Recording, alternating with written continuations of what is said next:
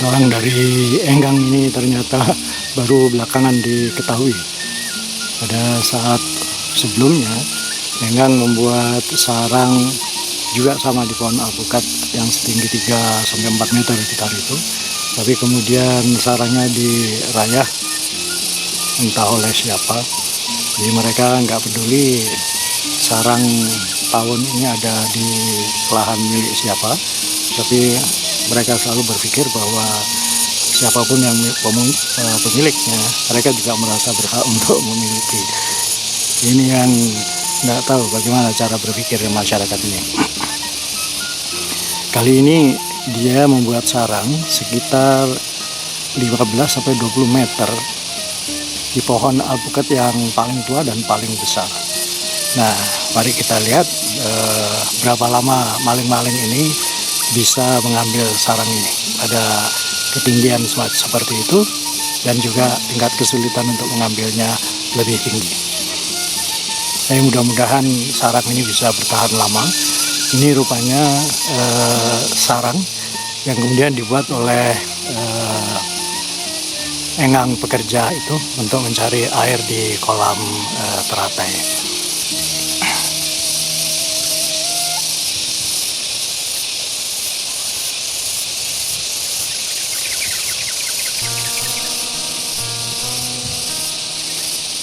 Pada pagi hari ini biasanya memang mereka aktif sekali.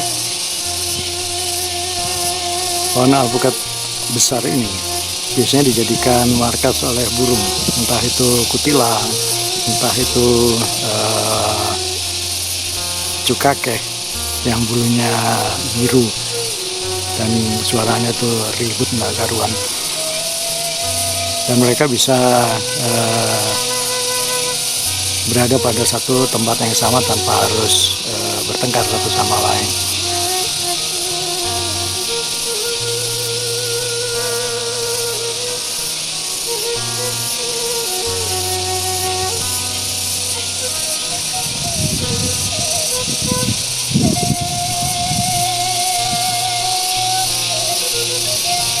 Pohon alpukat tua ini punya ritme bunga yang agak berbeda dengan alpukat yang lain. Kalau alpukat baru yang bibitnya dari luar negeri ini, mereka rata-rata bulan April atau bulan Mei sudah mulai berbunga. Demikian juga alpukat lokal, dan alhamdulillah alpukat yang berasal dari Kupang itu mulai berbunga dan sudah ada buahnya. Insya Allah dia bisa berbuah lebih banyak kali ini. So, tahun yang lalu gagal total. Mereka mulai belajar berbunga, tapi buahnya hanya satu, itu pun kemudian hilang entah kemana, apakah jatuh atau seperti apa.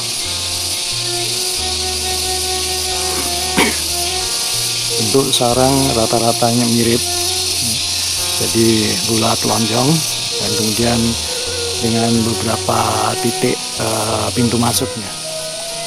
Dan ini memang walaupun jauh, tetapi bisa terlihat di sini bahwa pintu keluar masuknya itu sudah terlihat di sini.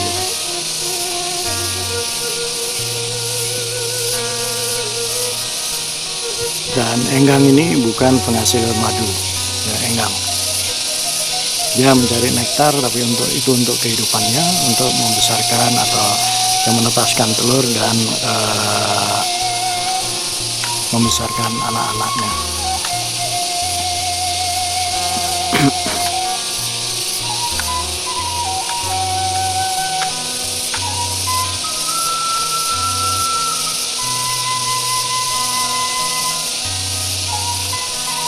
Pengalaman warga kalau melihat sarang enggang ini berada pada ketinggian, ini yang paling disukai oleh burung elang. Jadi burung elang itu juga tidak mencari madu, tapi dia mencari larva dari enggang ini. Dan larva dari enggang ini pun juga banyak dikonsumsi, terutama di Jawa Timur, itu dijadikan botok, jadi dijadikan makanan.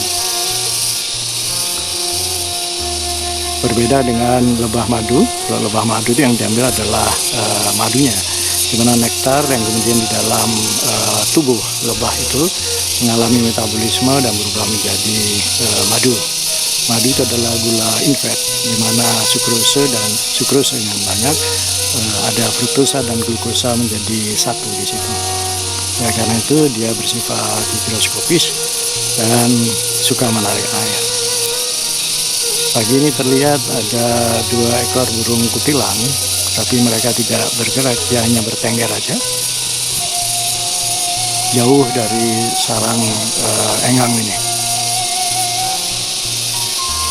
Entah kapan elang ini kemudian melihat adanya makanan kesukaannya dia, lalu mengobrak-abrik sarang enggang ini. Dan mereka nggak peduli dengan enggang karena bulunya tebal, sehingga tidak menyakitkan.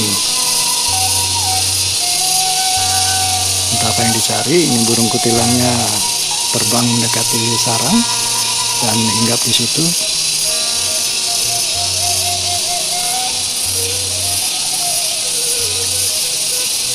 Mungkin sedang menghangatkan badannya